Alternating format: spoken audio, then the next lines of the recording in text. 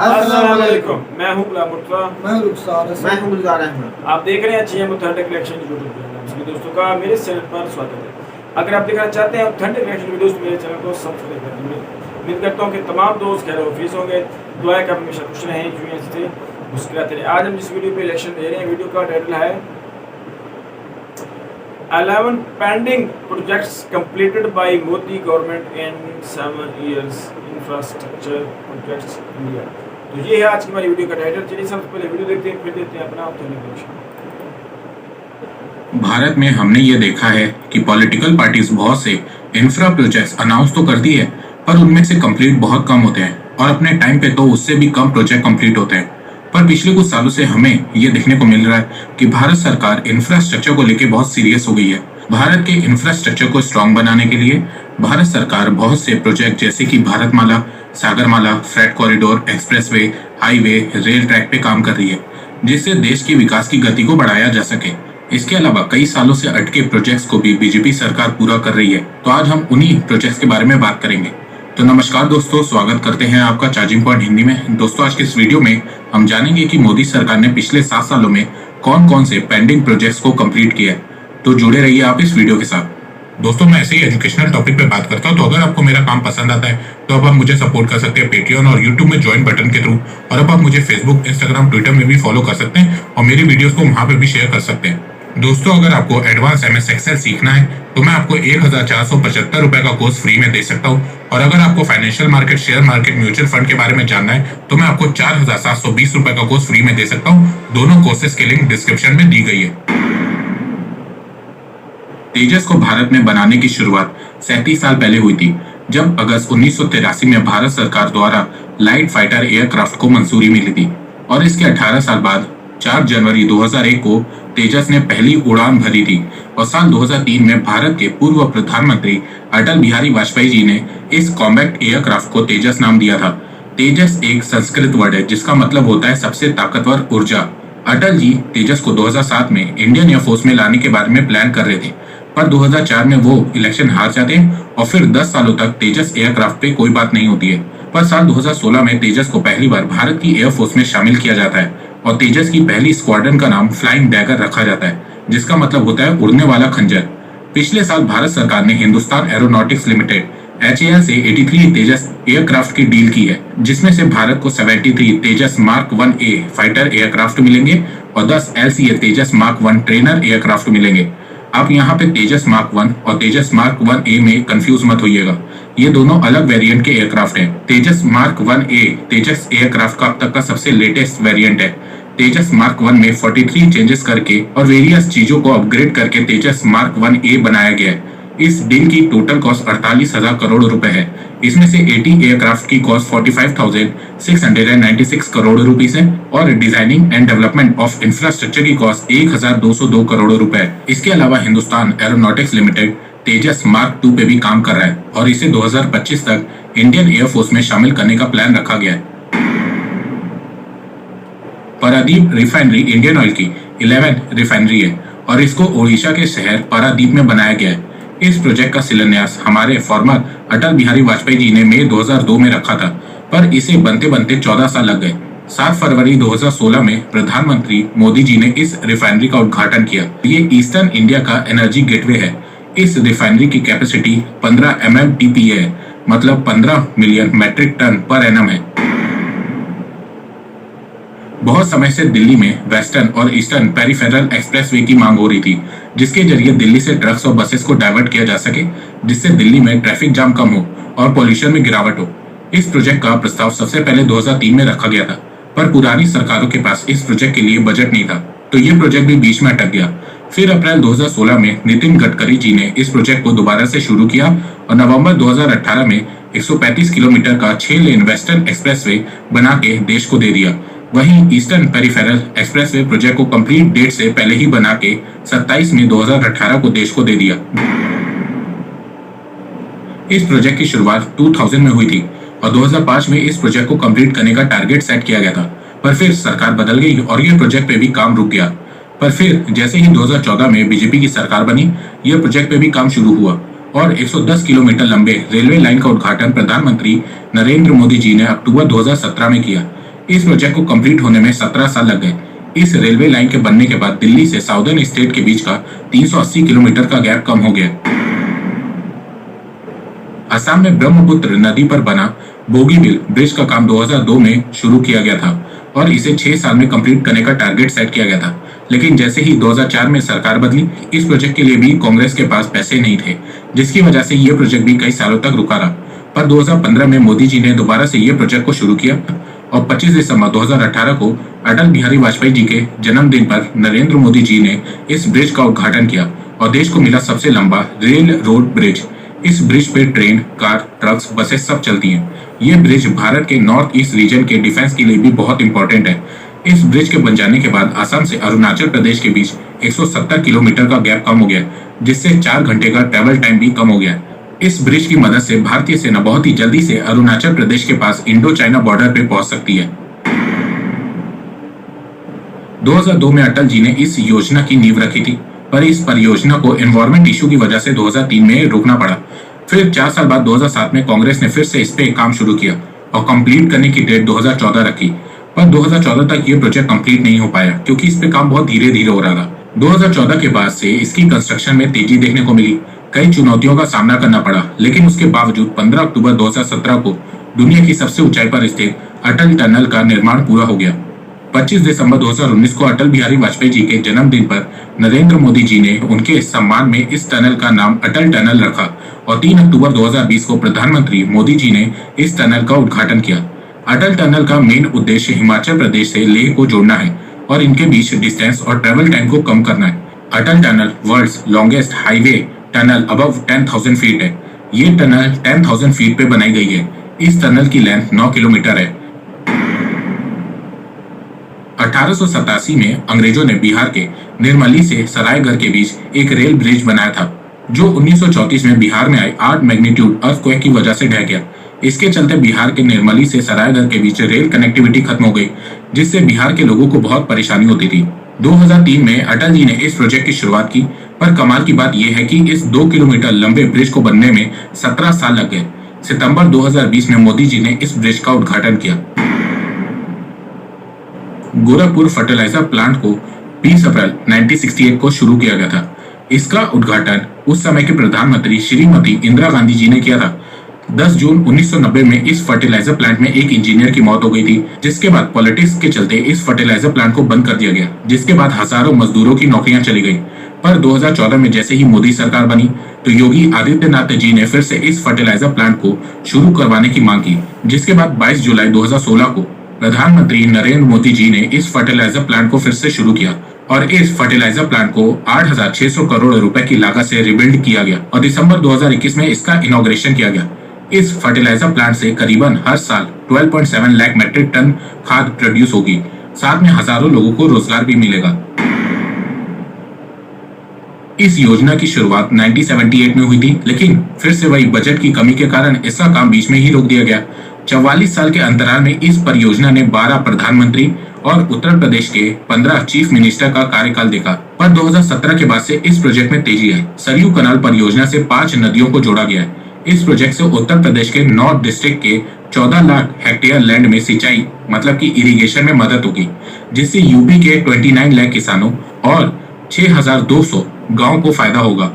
सरयू कनाल परियोजना के निर्माण की टोटल कॉस्ट 9800 करोड़ रुपए, जिसमें से 4600 करोड़ रुपए पिछले 4 सालों में खर्च किए गए हैं। 11 दिसंबर 2021 को नरेंद्र मोदी जी ने इसका इनॉग्रेशन कर दिया। Kishan Ganga hydro electric power plant का काम 2007 में शुरू हुआ था और इसका काम 2016 तक कंप्लीट होना था, लेकिन 2011 में पाकिस्तान ने इस प्रोजेक्ट का विरोध किया और फिर इस प्रोजेक्ट का काम रुक गया। पाकिस्तान ने कहा कि भारत इंडस वाटर ट्रीटी का उल्लंघन कर रहा है और कश्मीर में हमारे पानी को रोक रहा है। 2011 में Pakistan permanent court of arbitration चला गया, पर 2013 में भारत ये केस जीत गया। फिर 2014 के बाद भारत ने इस प्रोजेक्ट पे तेजी से काम करना शुरू किया और 19 में 2018 को प्रधानमंत्री नरेंद्र मोदी जी ने इस हाइड्रो इलेक्ट्रिक पावर प्लांट का खुद उद्घाटन किया। इस प्रोजेक्ट की टोटल कॉस्ट 5,700 करोड़ रुपए है। इस हाइड्रो इलेक्ट्रिक पावर प्लांट की कैपेसिटी 330 मेगावाट की है। 201 एकड़ में बना पैक्योंग एयरपोर्ट एक ग्रीन फील्ड एयरपोर्ट है। इस एयरपोर्ट को 4600 फीट ऊंचाई पे बनाया गया है। ये सिक्किम का पहला एयरपोर्ट है, साथ ही ये देश का 100वां ऑपरेशनल एयरपोर्ट है। 2008 में cabinet committee on economic affairs ने इस एयरपोर्ट को बनाने की अप्रूवल दे दी थी, लेकिन कुछ कारणों की वजह से ये प्रोजेक्ट टल गया। इसके बाद अक्टूबर 2015 में इसका काम फिर से शुरू हुआ और 24 सितंबर 2018 को इस प्रोजेक्ट का उद्घाटन किया गया और 4 अक्टूबर 2018 को यहाँ से पहली ऑपरेशनल फ्लाइट ने उड़ान भरी। ये एयरपोर्ट भारत के डिफेंस के लिए भी बहुत इंपॉर्टेंट है, क्योंकि ये एयरपोर्ट भारत चीन बॉर्डर से सिर्फ 60 किलोमीटर दूर है। इस एयरपोर्ट की मदद से इंडियन एयरफोर्स के एयरक्राफ्ट बहुत ही आराम से इंडो चाइना बॉर्डर पे पेट्रोलिंग, इवन वॉर सिचुएशन में अटैक भी कर सकते हैं। तो दोस्तों, देखा जाए तो पिछले 7 सालों में बीजेपी सरकार ने बहुत से पेंडिंग प्रोजेक्ट्स को कंप्लीट किया है, लेकिन इन प्रोजेक्ट्स के अलावा अगर आपको कोई और प्रोजेक्ट्स के बारे में पता है जिससे मोदी सरकार ने पिछले 7 सालों में पूरा किया है, वो आप मुझे कमेंट सेक्शन में बता सकते हैं। वो कमेंट को मैं पिन कर दूंगा। तो दोस्तों, मुझे लगता है कि अब आपको सब समझ में आ गया होगा। तो अगर आपको ये वीडियो पसंद आए तो आप इस वीडियो को लाइक कीजिए और अब आप मुझे सपोर्ट भी कर सकते हैं पेट्रियन और यूट्यूब में ज्वाइन बटन के थ्रू। एक बात मैं कहना चाहता हूँ, आप जितनी मेरी वीडियोस को शेयर करेंगे उतनी ही रीच मेरी बढ़ेगी और उतने ही लोग मेरे से जुड़ेंगे। तो वीडियो को शेयर करना, चैनल को सब्सक्राइब करना बिल्कुल भी मत भूलिएगा। मैं ऐसे ही एजुकेशनल वीडियोस लाता रहूंगा आप लोगों के लिए। तो अभी तक के लिए बस इतना ही। धन्यवाद। जय हिंद, जय भारत। जी भाई रुखसार, वीडियो आपने देखी। तो भाई ये ओवरऑल जितनी भी वीडियो में देखा है कि जितने भी जो प्रोजेक्ट्स पेंडिंग थे वो मोदी जी ने भाई वो सारे कंप्लीट किए हैं रिसेंटली। जो पिछले 7-8 साल उनकी गवर्नमेंट है, वो मुसलसल पहले 5 साल में उन्होंने पूरा किया और आगे भी 2-3 साल हो गए हैं। तो भाई ये बड़ी अच्छी बात है कि वो जो पेंडिंग जो उनके प्रोजेक्ट्स थे जिन पर काफ़ी जो है वो खर्च भी हुआ था और उनको कंप्लीट कोई नहीं कर रहा था। वो होता है जैसे है कि भाई जो पहले गवर्नमेंट होती है वो प्रोजेक्ट शुरू करती है, जब नई गवर्नमेंट आ जाती है तो वो उसको भाई देखती नहीं है, वो अपने प्रोजेक्ट्स जो वो लॉन्च करना शुरू कर देती है अपनी एक मतलब कि अपने दिखावे के लिए। तो इसलिए वो जो है ये प्रोजेक्ट जो है वो भाई पेंडिंग रह जाते हैं। तो ये मोदी साहब का भी बड़ापन है कि उन्होंने इस बात को इस पे बात पर गौर किया कि भाई ये जो पहले पेंडिंग प्रोजेक्ट्स हैं इनको मुकम्मल किया जाए, क्योंकि वजह उसकी ये है कि भाई जो पहले उस पर खर्च हुआ है वो भाई गवर्नमेंट ऑफ इंडिया का है। तो उसने इसको रियलाइज़ किया कि भाई ये जो खर्च हुआ है, ये पहले जो पैसा लगा हुआ है इस पर वो इंडिया की खजाने से लगा हुआ है, क्यों ना हम उनको प्रोजेक्ट्स को जो है उनको हम कंप्लीट करें। इसलिए भाई इस सोच से उन्होंने ये शुरू किया और उन्होंने मेरे ख्याल में 11 जो पेंडिंग प्रोजेक्ट्स है उनको उन्होंने मुकम्मल किया और ये बड़ी अच्छी बात है। ये भाई मैं कहता हूँ कि ये बहुत अच्छी बात है। इसमें एक और भी कॉमन चीज़ शायद आपने नोट नहीं की कि जो स्टार्ट किए गए थे ये तकरीबन सारे प्रोजेक्ट, सारे मैक्सिमम जो प्रोजेक्ट्स हैं ये अटल बिहारी वाजपेयी के दौर के। ये एक चीज़ बीजेपी ने ये इफ्तिताह किया था, इफ्तिताह इन्होंने किया था, लेकिन स्टार्ट अटल बिहारी वाजपेयी के दौर में हुए थे। जो भी प्रोजेक्ट्स न्यू शुरू होते हैं वो अक्सर हम बात करते हैं कि उन्होंने अच्छे मुल्क की बनाने के लिए एक उन्होंने बुनियाद रखी थी अटल बिहारी वाजपेयी। अटल बिहारी वाजपेयी साहब जो थे उन्होंने ये किया था ना अपने दौर में कि जो पिछली हुकूमतों के जो प्रोजेक्ट्स है भाई उन्होंने कहा कि इनको कंप्लीट करें, लेकिन फिर आगे से उनकी जो गवर्नमेंट थी वो बदल जाती है तो फिर उनका जो सारा है वो डिस्टर्ब हो जाता था, ये मसला जो था तो वो कर नहीं पाते थे। और अक्सर होता ही ये है कि भाई ये बात नहीं होनी चाहिए। जो प्रोजेक्ट्स पहले शुरू होते हैं उनको कंप्लीट कर, मतलब कि बात ये है कि ये एक जो महकमे होते हैं ना भाई वो इसको रन करते हैं, तो महकमे अपना काम करते रहें। ऊपर से जो ये गवर्नमेंट तब्दील होती है ना ये ऐसा ही है कि ये निगरान होते हैं, ऊपर से ये देखने वाले होते हैं। महकमे अपना जो है अपने असूल के मुताबिक काम करते रहें, उनको चीज़ों को चलाते रहें। जब नई गवर्नमेंट आ जाएगी तो भाई वो उनको देखभाल करें, उनको मुकम्मल करें ताकि किसी भी मुल्क का भाई वो जो नुकसान होता है वो ना हो। तो ये मोदी साहब ने बड़ा अच्छा काम किया, आप इसको हम अप्रिशिएट करते हैं कि अटल बिहारी वाजपेयी ने भी ये किया था कि जो उनके पेंडिंग प्रोजेक्ट थे उनको मुकम्मल किया। अब मोदी साहब जो है वो काफ़ी सालों के बाद उन्होंने ये जो 11 प्रोजेक्ट्स हैं उनको मुकम्मल किया और बड़ी अच्छी बात है। जो गवर्नमेंट भाई इतना पैसा जब खर्च हो जाता है तो भाई अगर वो प्रोजेक्ट्स ना मुकम्मल हो, अब वो एक देख लें कि जो ब्रिज थी मेरे ख्याल में 16-17 साल से भाई वो पेंडिंग जा रही थी, जो उन्होंने एक वो किसी दरिया पर उन्होंने बनाई है, मतलब उसमें से रेलवे भी जा रही है और जो एक्सप्रेस वे जैसे कोई बस वगैरह जो वो भी जा रही है। तो उससे इस तरह फायदा हुआ इनको कि भाई वो वहाँ से भाई वो इंडो चाइना जो बॉर्डर है वहाँ पर सेना के लिए भाई वो अपनी जो है ना फौज जो है उसकी नकलो हरकत जो है वो इजीली जो उनको ऊपर से जाकर आना पड़ता था वो उन्हें उनका जो सफ़र है वो कम हो गया और उससे कितना फ़ायदा हो गया कि भाई आप रेलवे भी उससे मतलब कि जा रही है और बसेस भी जा रही हैं और उनको फौज को जो चाइना के बॉर्डर पर जाने के लिए भी आसानी होगी है। तो ऐसे जो चीज़ें हैं भाई वो करनी चाहिए मुल्क में। मैंने एक और बात नोट की है कि जब 2004 में अटल बिहारी वाजपेयी की साथ की हुकूमत जाती है उसके बाद कांग्रेस की आती है। कांग्रेस जो हमारे इधर है ना नवाज शरीफ या जरदारी के ये उनके उस जैसे करप्शन युद्ध ही है कांग्रेस की कोई जमात और जो उस वक्त उनके पास बजट नहीं होता। जब भी मोदी साहब आते हैं वो उसके ऊपर शुरू करते हैं वो यार मुल्क तरक्की की है ना इनके दौर में मुल्क भाई मैं ये बात करता हूँ जो कांग्रेस है ना वो करप्शन शुदा और मुल्क को लूटने वाली का है जमात है। जो बीजेपी है ना वो मुल्क को आगे संवारने वाली वो अब इक़्तिदार में भी नहीं ना आई कांग्रेस उसके बाद अभी बीजेपी चल रही है। जो हमारे नवाज शरीफ जो जरदारी की हुकूमत है ना इसका और कांग्रेस का एक मेहनत यार मुझे वो जो टनल था ना अटल बिहारी अटल टनल था मुझे वो बड़ा पसंद है। उस वजह से वो हाइट उसकी दुनिया का वो बता रहे थे कि नंबर 1 10,000 फीट की ऊंचाई पर उन्होंने बनाया तो उसकी लंबाई भी काफ़ी ज़्यादा है। जो टनल था वो उसकी आप अंदर से देख नहीं कुछ लाइटिंग कितनी प्यारी हुई है और मैं तो कहता बड़ा दिलकश वो मतलब पेश कर वो बहुत भाई ये जो वहाँ पर वो देख रहे हैं कि एयरपोर्ट जो उन्होंने बनाया है वो इंतहाई ऊंची सतह पर उन्होंने बनाया है। मेरे ख्याल जैसे पहाड़ों पर उन्होंने बनाया है वो जो एयरपोर्ट है और वहाँ से ये जो प्रोजेक्ट था ये काफ़ी सालों से पेंडिंग जा रहा था।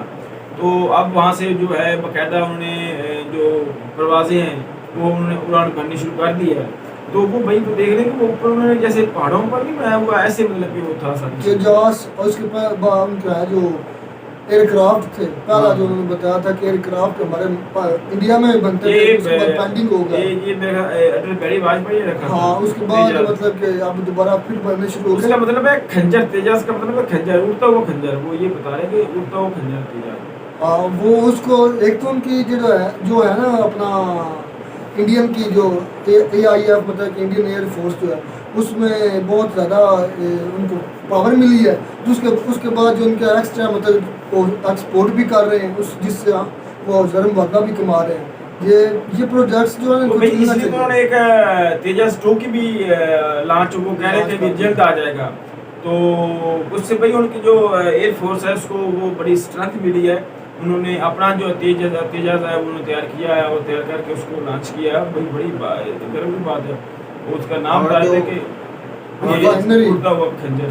और जो वो दिल्ली से महाराष्ट्र तक हाईवे बनाया है उन्होंने वो 2004 में उन्होंने इफ्तिताह किया था। और इस वक्त के मिनिस्टर जो है ना वो हम पहले भी इस वीडियो में रिएक्ट कर चुके हैं। वो बड़ी अच्छी बात है हाईवे बनाया मोदी साहब ने भाई ये जो 11 जो प्रोजेक्ट्स हैं पेंडिंग ये भाई उन्होंने लॉन्च उनको कंप्लीट किया है और भाई ये उनके बड़े अच्छे स्टेप्स हैं और इससे भाई मुल्क का बहुत ज़्यादा फ़ायदा हुआ है। इंडिया के जो सहूलियात उनको मिली हैं और उनका जो पैसे लग चुका था वो जो बेकार था ज़्यादा था उनको उन्होंने काम में लाया और अपने मुल्क की तरक्की में अहम रोल अदा किया। एक और बात मुझे बड़ी अच्छी लगी कि जो टनल बनाया था ना उस पर उन्होंने अपना नाम नहीं लिखा उन्होंने अटल टनल लिखा। अच्छे लोगों की ये बातें ये रोल मॉडल है ना मोदी साहब के वो तो भाई ये अच्छे लोगों की बात होती है कि अक्सर ये होते हैं भाई जो नया आता है वो अपना वहाँ पर तख्ती लगा देता है अपना फोटो सेशन करना शुरू करता है। तो ये बात ठीक है। तो भाई बड़ी अच्छी लगी भाई इसी तरह ही काम होने चाहिए कि जो अगले प्रोजेक्ट से मुकम्मल होने चाहिए ताकि गवर्नमेंट का जो नुकसान कम से कम हो। तो यही थी आज की हमारी वीडियो। उम्मीद करता हूँ कि आपको हमारी वीडियो पसंद आएगी। वीडियो पसंद है तो वीडियो को लाइक करें शेयर करें हमारे चैनल को सब्सक्राइब करें। मिलते हैं अगली वीडियो में किसी नए टॉपिक के साथ। तब तक के लिए इजाज़त। अल्लाह हाफ़िज़।